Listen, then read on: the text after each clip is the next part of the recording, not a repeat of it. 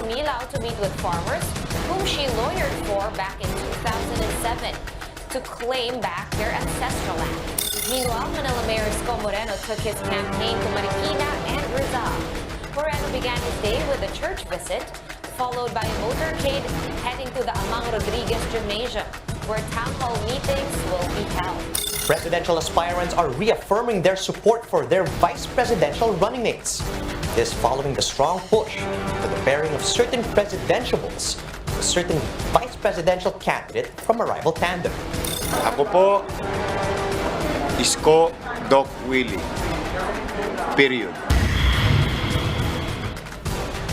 Tonight, we meet with another candidate aspiring for the vice presidency. What are his plans and platforms, and how will he act on his intentions for a better Philippines? We discuss in this episode of Face the Chiefs.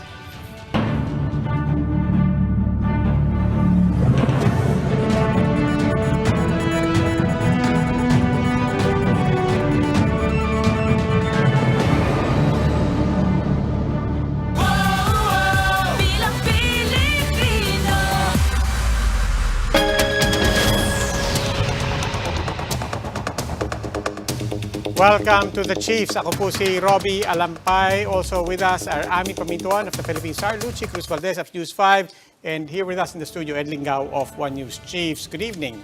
Good evening. Happy midweek.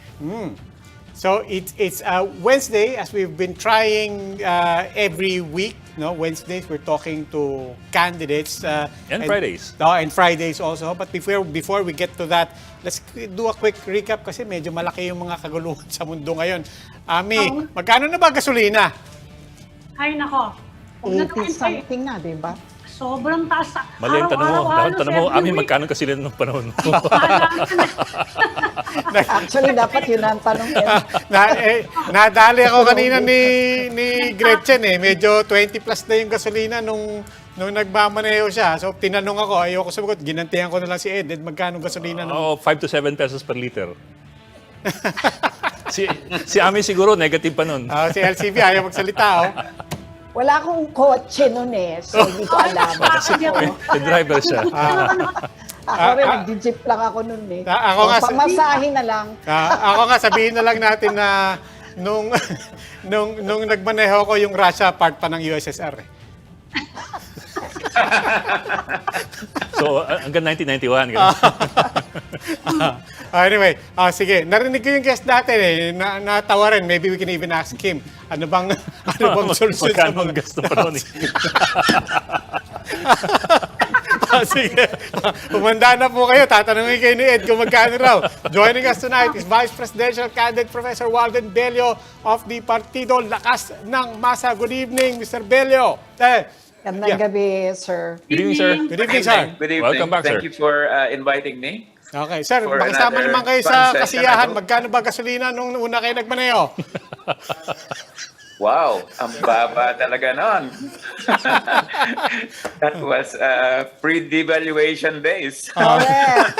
Pre-devaluation. Malakas From kaya. 2 pesos to a $1 dollar to $2 pa to the yan. dollar pa yung ano.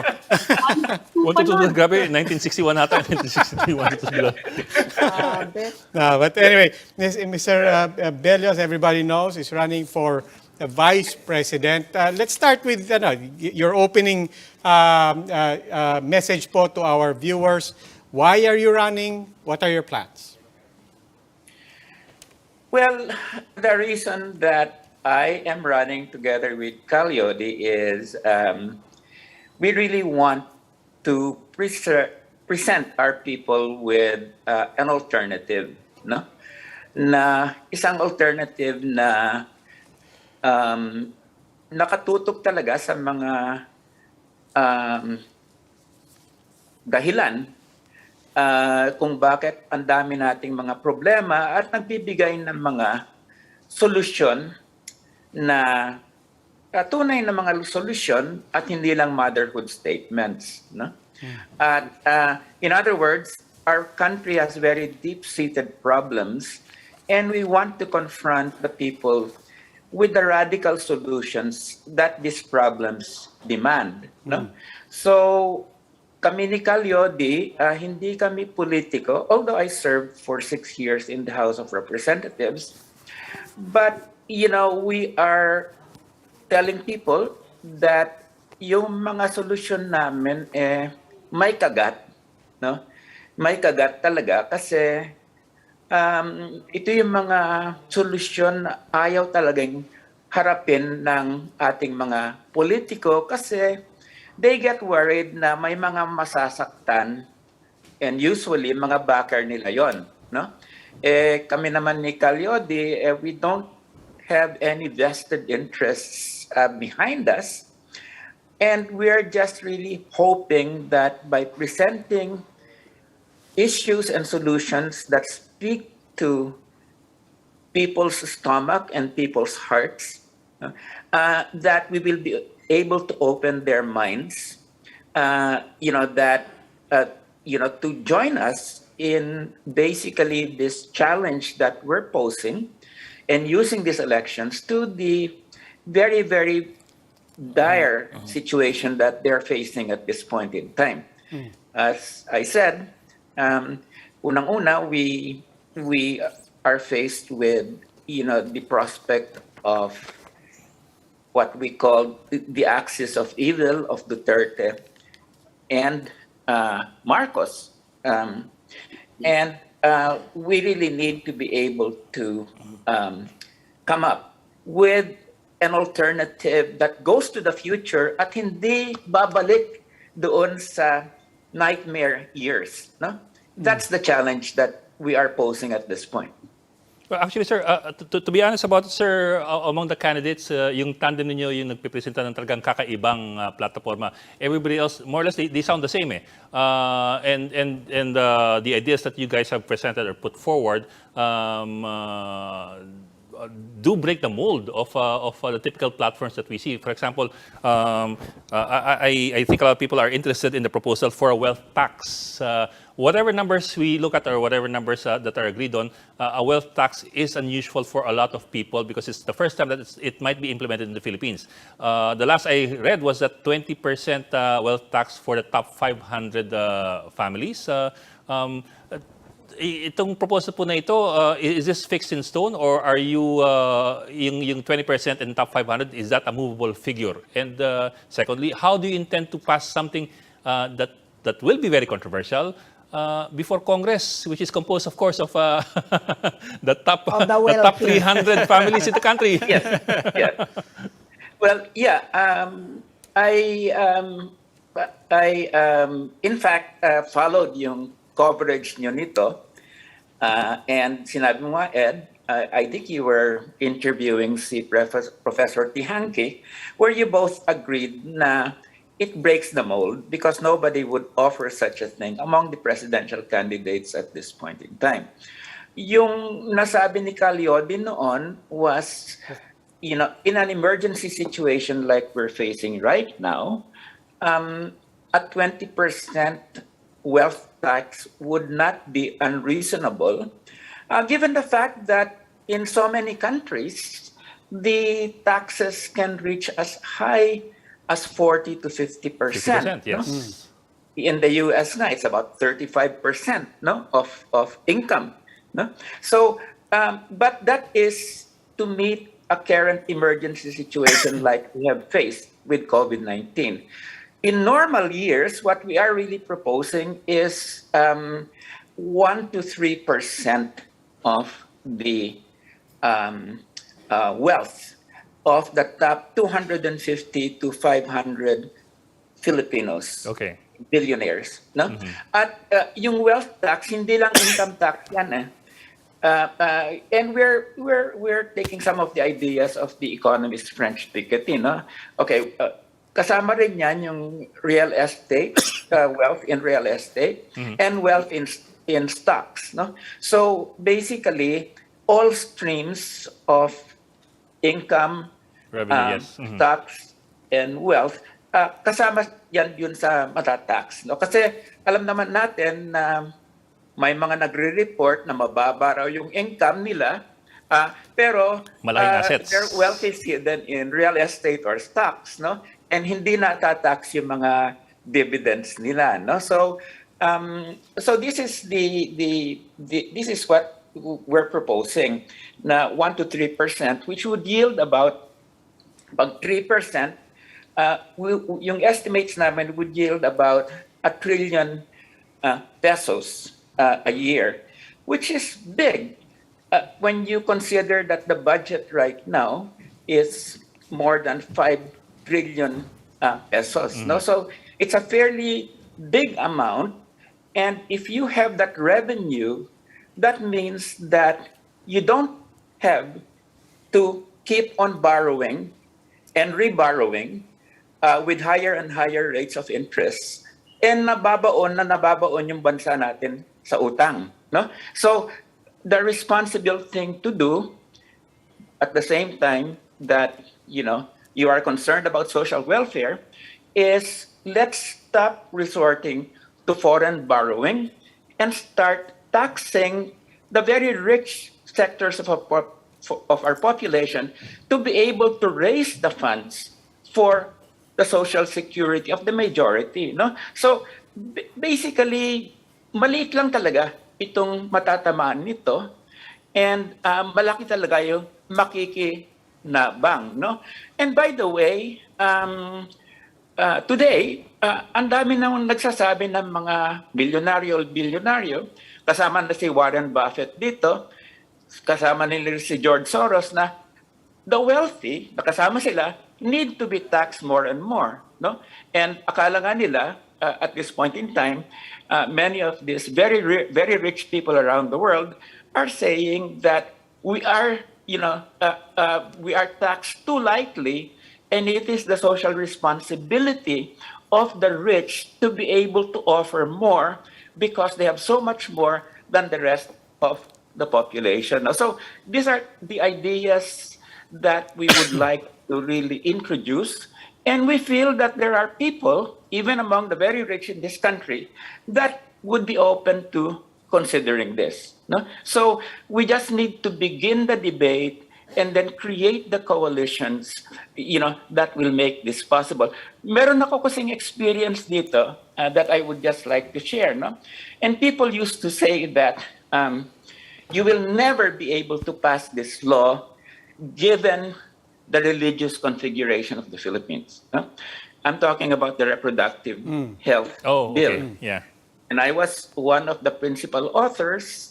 We tried and tried and tried, and finally in 2012, we got a coalition together that was able to pass it despite the very, very strong opposition of the Catholic Church hierarchy, no? So I basically saying that, if you have good reasons and you can create enough allies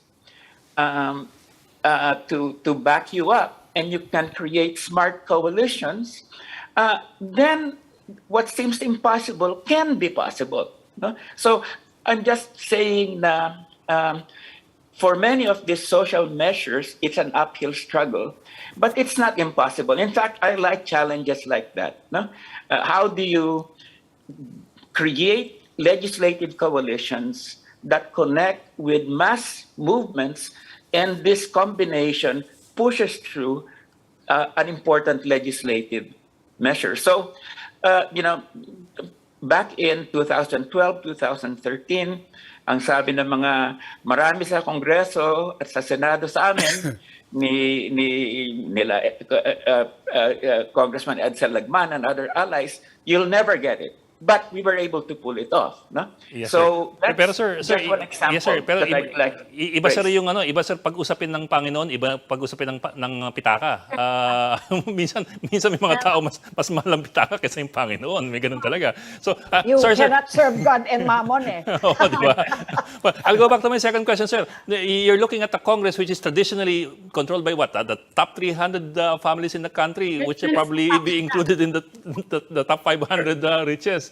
Sa part list pa lang, puro bilyonaryo na.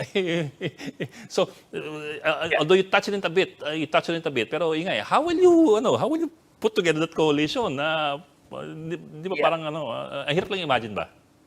Well, yan na nga, the challenge there is, can you separate part of the very rich or the rich, from this, from this united front of the rich?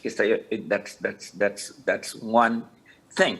And I'm confident that there are people among the rich in this country that would see that rational yung alternative rather than have a situation that continually produces insurgencies. It is time for them to share the wealth. No? By the way, do not underestimate the younger children of many of the rich people who have a social conscience. No? Marami akong kilala ngayon. No? Do not underestimate the pressure that they can put on their parents. No?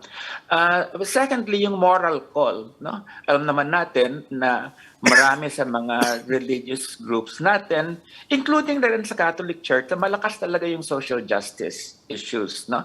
And you can have the moral high ground. No? And then finally, how do you mobilize the masses of Filipinos behind this? Because potentially talaga, they are very mobilizable because that is their interest to push something like that. No? So a parliamentary coalition, a moral coalition, and then a people's movement down there that can be articulated in order to push through a measure like this. So it is a challenge. No? It is a challenge, but I think we can in fact, if we don't try, we'll never get anywhere. But we're willing to push. Talking about challenges and uphill climbs, right now you rank 0.02% in the surveys where Sara Duterte is, of course, dominating. How do you feel about that? And how do you hope to inch your way up in the next, 2 months less, actually? Yes, good question. I think we should take this, Luci, as in relative terms. No? Unang-una, we did not enter this political arena to run for president and vice president till around October of last year. No? So, whereas our rivals have been preparing for years. No? Secondly, we start from zero funding, okay, and we started from no media exposure at all. No? But now, what has happened in the last several weeks, no, is thanks to TV5 and the other television networks, no, we have had substantial exposure now. Secondly, people who have heard us have begun to contribute to the campaign. No? So what we really need to do is now really put all our strengths in a very big challenge of getting people to be aware of us and then to convert that awareness into votes. No? Of course, sanabi ko nga, it's a big challenge, and this is why the presidential and vice presidential debates are important, and we were talking about this earlier. And this is why I think it is important for us to be constantly challenging, especially the front runners. No? And I think one of the things that I did a few weeks ago, which brought me to the national attention for those who have not been following me, was when Sara Duterte said that she wanted mandatory military training for 18-year-olds. Conscription, actually. Conscription, about 2 years na magiging hindi lang K-12 pero K-14. And I put out something challenging that, and the response was overwhelming. So many youth really supported me and felt that this was a measure that would really deprive them of starting out in life. They just wanted to get on with civilian jobs. Suddenly, somebody confronts them with the fact, hey, you've got 2 more years, and this is military training, no? So I after that, I began to be recognized in public, and even going to supermarkets, people would say, what you said was really good. We really don't want this military training because we don't want to be militarized. Now, so I'm just giving you an example that, about this. So, but of course, once Marcos and Duterte realized that it's better for them not to open their mouths because they might be putting their foot in it like they did in the military training issue, then we have to find other ways to draw them out, no? To draw them out. So, but it's not an impossible task. In fact, for me, it's very challenging. How do we, in fact, draw out the leaders, in a way that makes them speak out and shows that they have nothing to offer? That is the big challenge. Okay, Mr. Bello, we'll just have to take a break. We are speaking with Professor Walden Bello, who is running for Vice President under the Partido Lakas ng Masa. Please stay with us. The Chiefs will be right back.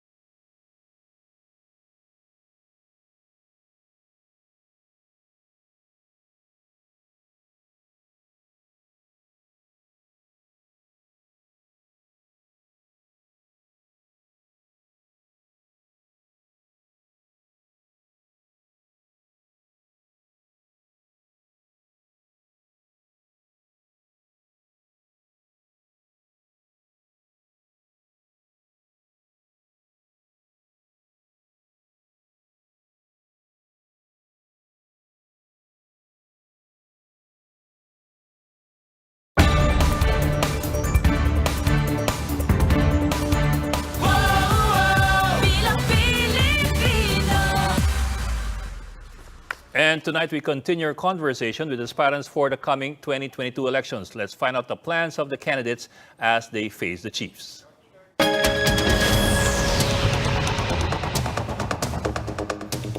With us, of course, is Vice Presidential Aspirant Walden Bello. In this segment, we will ask the candidate about his views on important issues. Now, we prepared some big-ticket issues, but we will not do a fast talk kind of interview. We hope to discuss all of these issues with the given time, which is 30 minutes. And now, we'll let Ana Marie Pamintuan begin. Ana Marie Pamintuan of the Philippine Star. Ami? Good evening, Mr. Bello. Good evening, ho.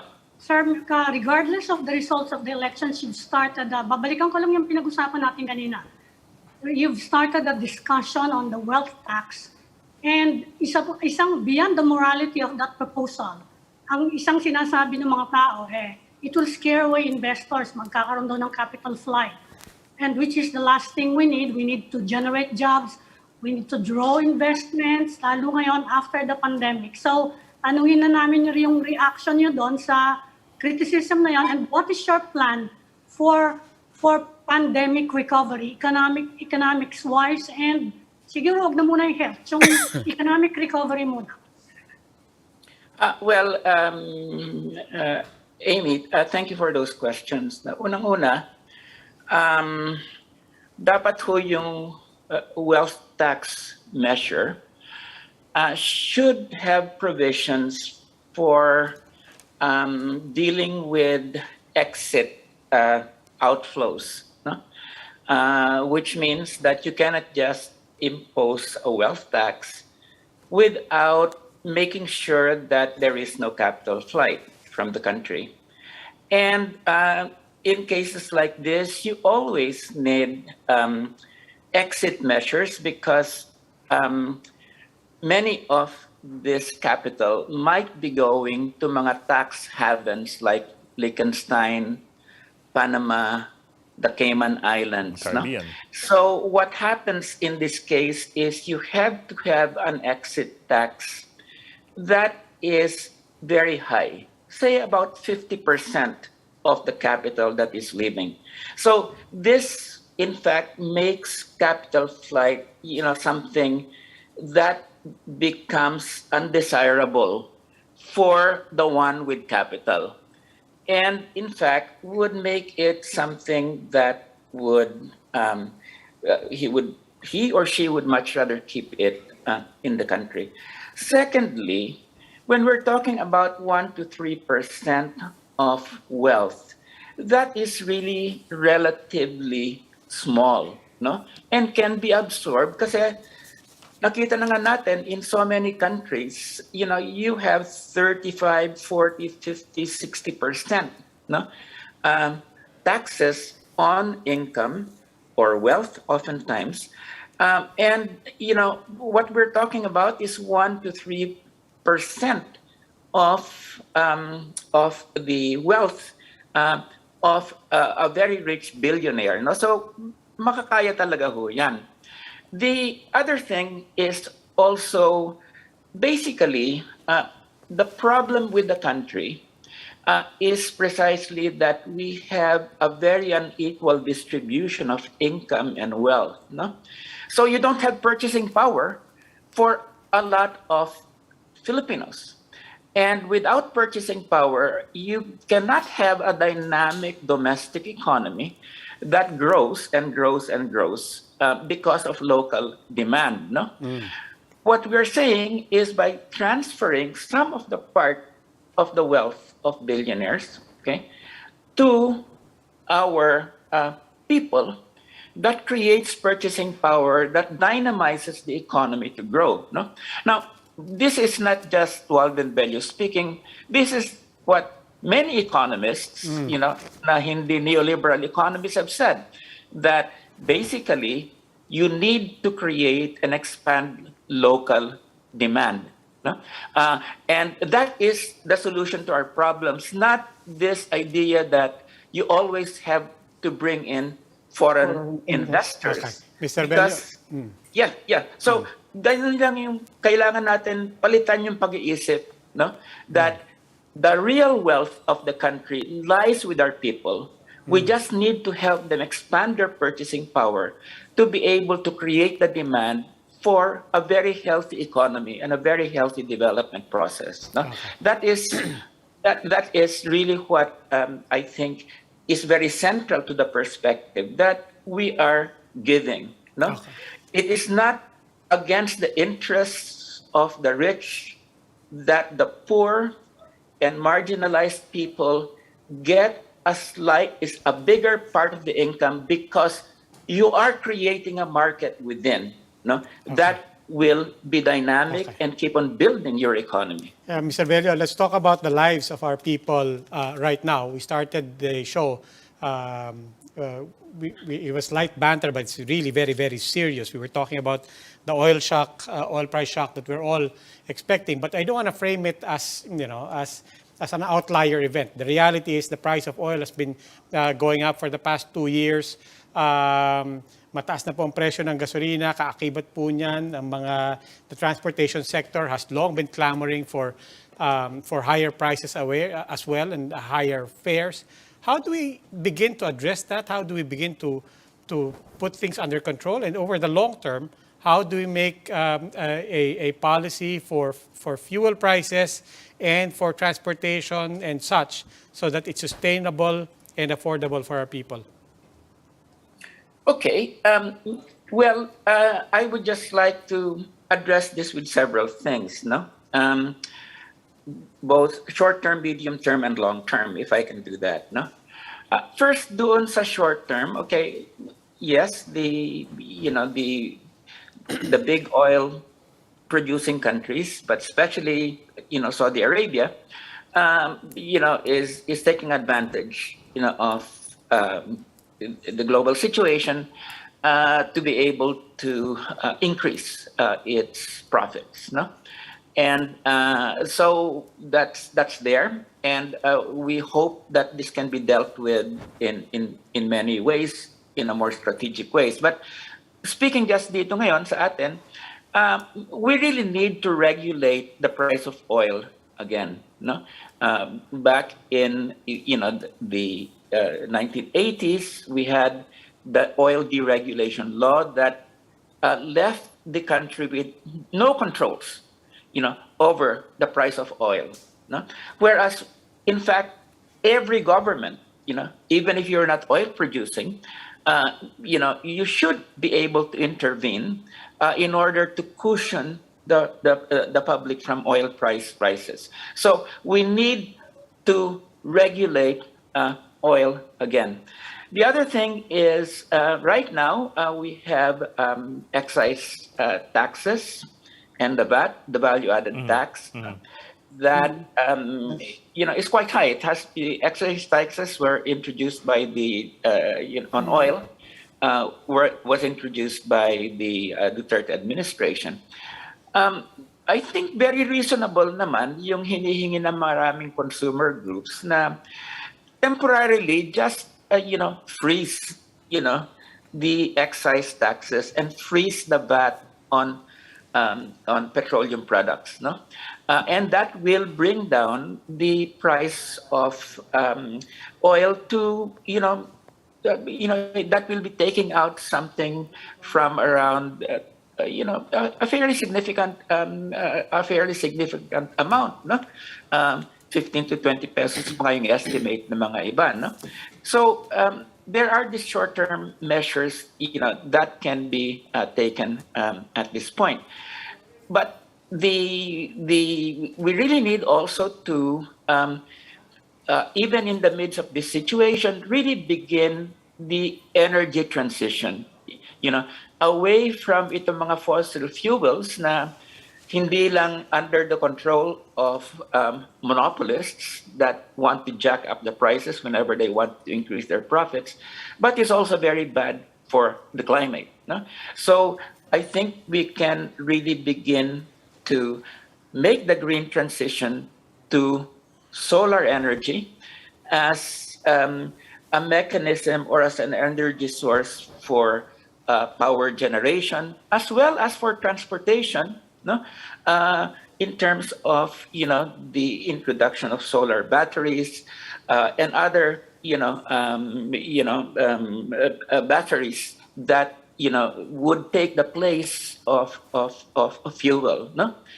Oil fuel. So that has to begin at this point in time. And in fact, we've been mandated to do this since 2008 by the Renewable Energy Act, no, both for transportation as well as energy.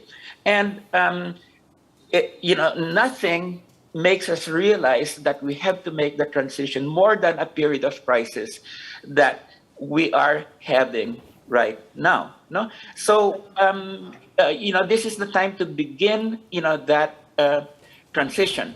But it's Yes, sir. true. In the meantime, we do need, some of the short-term measures, like raising fares.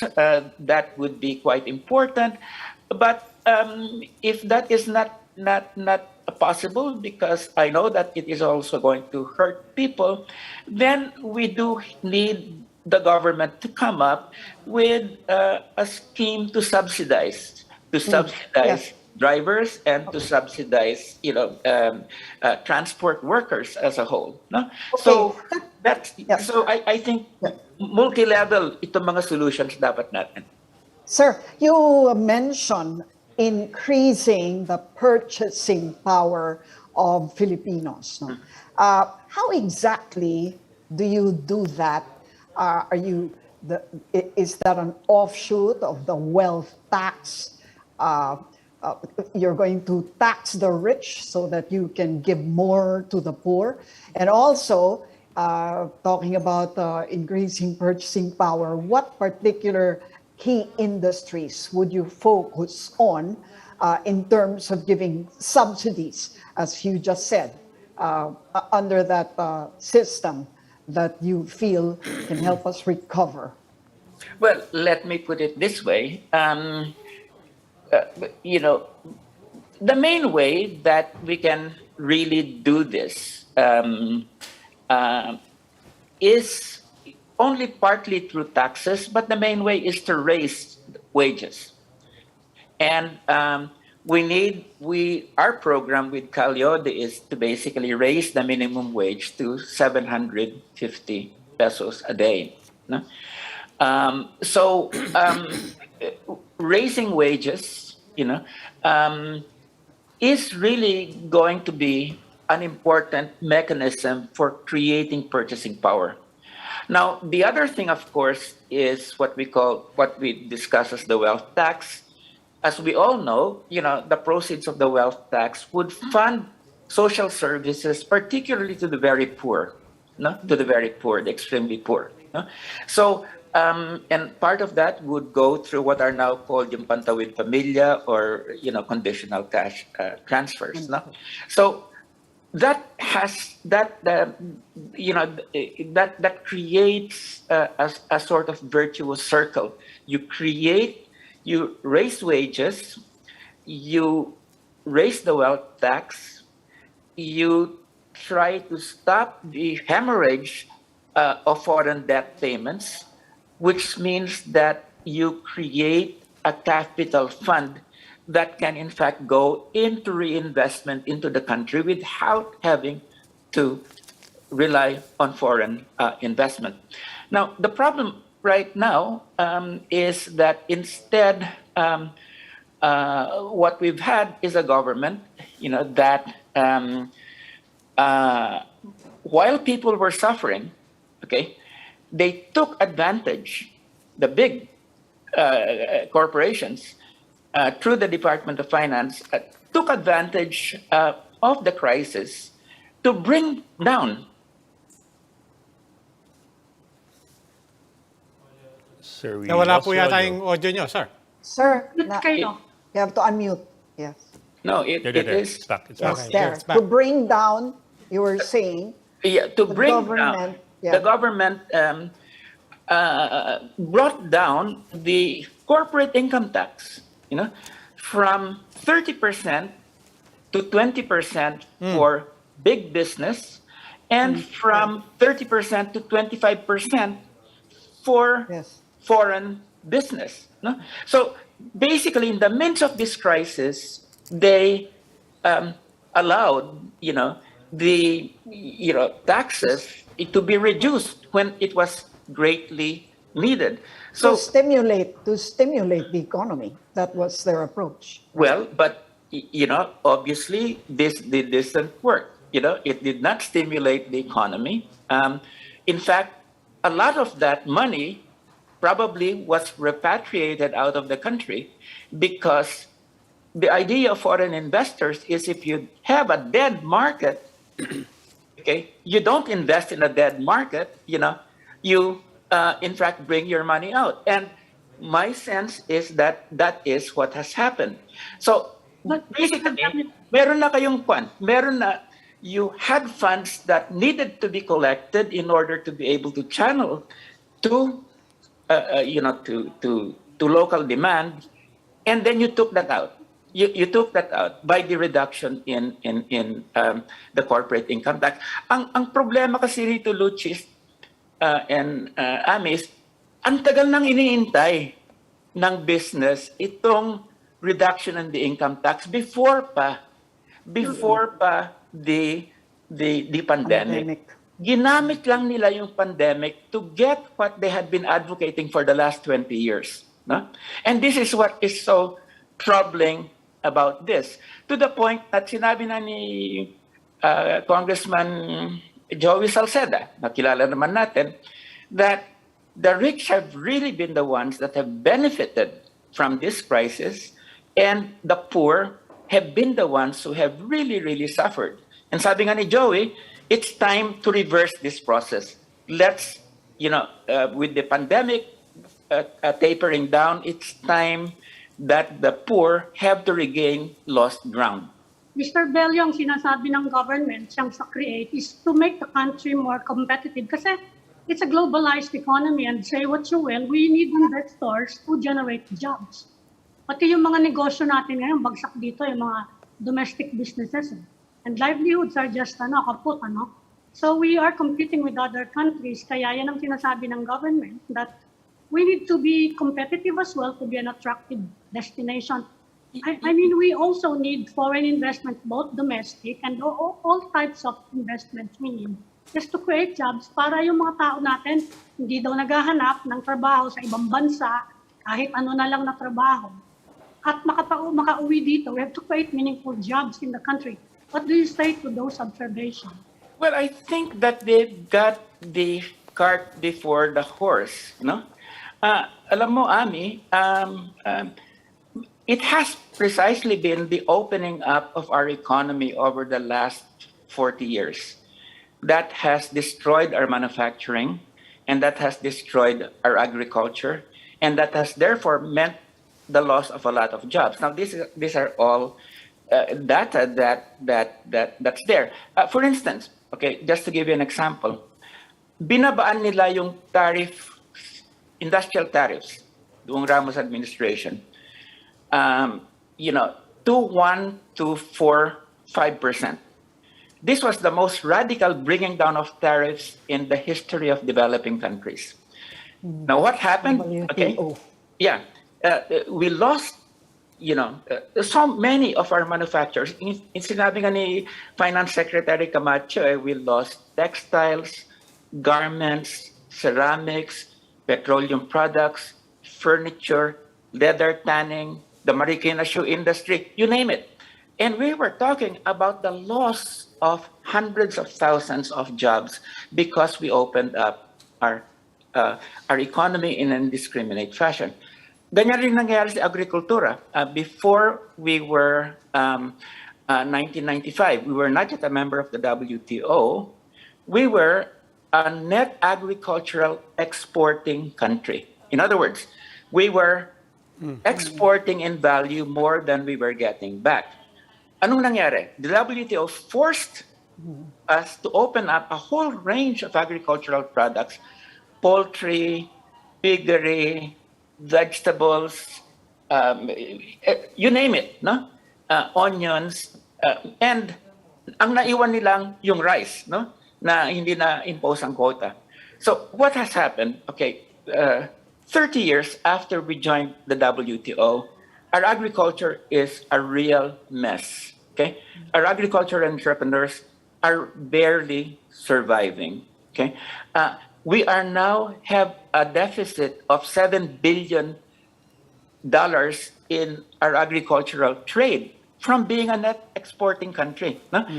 Now, you know, so you see this, no? You've destroyed your manufacturing by opening up, in radical tariffs. You've destroyed your agriculture, by, this process of taking away quotas, no? And the last one was the Rice Tariffication Act. You destroy jobs. So what do you leave with Filipinos? You leave them with no choice but to go abroad. It is a man-made tragedy. No? It is a man-made tragedy because where has our manufacturing gone? Where has our agriculture gone? Basically, ang nangyari rito, ang daming highly subsidized products na itinapon dito sa Pilipinas. No? I mean, you're talking about Thai and Vietnamese rice. They're subsidized by their governments, and then they're sold at very cheap prices in the Philippines. No? Because they can afford to, the farmers can afford subsidies. No? So, ang problema nito is that we have economists who are very much oriented to this kind of outward opening up of the economy that don't see the damage that has been done. Okay, no? so ano po we ang- want to turn this around. We want to turn this around. I think everybody can recognize the problems that you're illustrating, but again, the question is, so how do you reverse it? How do you fix it? Well, let's take some of the recent moves. No, yung one of the laws that has just been passed was the amendment to the retail trade liberalization law. No, this was totally unnecessary. It was because foreign retailers just wanted to come in, no, and they brought down the capital needed for foreign retailers coming into the country from $125 million to $25 million. No, we know what's going to happen now. We will have a lot of our local retailers go out of business, or if they're not, they'll become subsidiaries of these big retailers that will come in maybe after the pandemic. Another one, they just passed the amendment to the Foreign Investment Act that lowered the capital of domestic focus industries reserved for Filipinos, to $100,000 from $200,000. No? So basically, this is also to encourage foreign businesses to come in. No? Linower na yung Filipino-only domestic enterprises. No? And then they did something very unconstitutional, believe it or not. No? The president just signed last week yung Public Services Act. No? What did they do? You know that the Constitution prohibits utilities from having 100% foreign ownership. No? So ang nangyari dyan, ang Senado at ang House redefine lang ang telecommunications, shipping, airports, and so many of these public utilities. They redefined them as public services. They opened it up to 100% foreign ownership.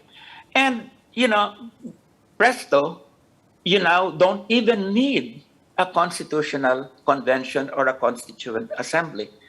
And so I'm just saying that we have all of these measures taken over the last 4 years that need to be repealed, including the Rice Tariffication Act. So hindi tayo makakaahon dito unless we also do repealing of all of these measures that have been imposed on us under a president who says he doesn't know economics, so he's just going to let Carlos Dominguez run the whole show. So our tragedy is that in fact, the Department of Finance has been running our economy without any controls on it, no? Over the last, 5.5 years. No? And the tragedy I say is because if you ask me, it's not the military that's the strongest agency in this country. It's not any of these other political agencies. No? It's the Department of Finance. It's practically autonomous, and it has gotten away with thorough liberalization as well as favoring the big businesses in this country. Dehadong-dehado talaga. And my sense is we are using this campaign to be able to get that discussion started that, hey guys, tama na yung platitudes that you need foreign investment, you need foreign investors, you need people who are empowered because they have consumer purchasing capabilities, because they have an economy that is geared, towards them, and for them to be able to use their participation as Filipinos in this economy in order for economic development to really take place. Basically, foreign investment as the driver of development, that's bullshit. Really. The only place that people believe in this is the UP School of Economics. Nowhere else. What foreign investors do is minimal capital to bring in and maximum exploitation and capital brought out in terms of profits. No? Nakikita naman lahat natin sa UN statistics ito. The repatriation of capital and profits from countries like the Philippines are enormous. Enormous. Enormous. Just look at what we're losing right now in debt service payments. No? The Philippines is now, $105 billion. $105 billion yung ating debt. Okay? Right now, our total debt is about 11 trillion pesos. Our debt now is about 60% of gross domestic product. This is insane. No? This is insane. Where our debt is 60% of gross domestic product, that's totally unmanageable. That's totally unmanageable. Okay? Why? Because we have a law called the Automatic Appropriations Act that says that the first cut in the budget must go to debt repayment. Now, yung sabi ng Constitution natin, the first cut or the highest budgetary priority is education. That hasn't happened. What we've seen is, for instance, just recently, what has gone out in terms of debt service payments is about 1.3 or 1.7 trillion pesos. Okay, and what is spent on education from the budget is something just like 750 billion pesos. No? So it's unconstitutional what is happening, plus it's uneconomic, we're losing capital, and yet one of our presidential candidates, when she was interviewed, extolled yung model debtor strategy of Cory Aquino, which started us down this rabbit hole of constant debt service increasing payments. No? So, mahirap naman pag you can't even negotiate your foreign debt kasi from the very beginning, unconditional surrender. I mean, this is what the presidential candidate was saying. Okay. And I was not surprised when I learned about na unconditional surrender dapat from the very beginning kasi graduate pala siya ng UP School of Economics, which has been part of the biggest problem in terms of our economic policy. Go ahead. Sir Bello, Sir Bello, nangutang tayo for the pandemic response.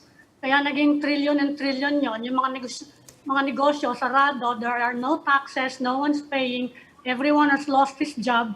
Kaya nagkapatong-patong utang natin so we can buy vaccines, boosters, lahat-lahat na. No, but is this the time to lower the corporate income tax, both for local businesses and foreign businesses? I mean, the cut that you have from the income tax, the corporate income tax, is really big.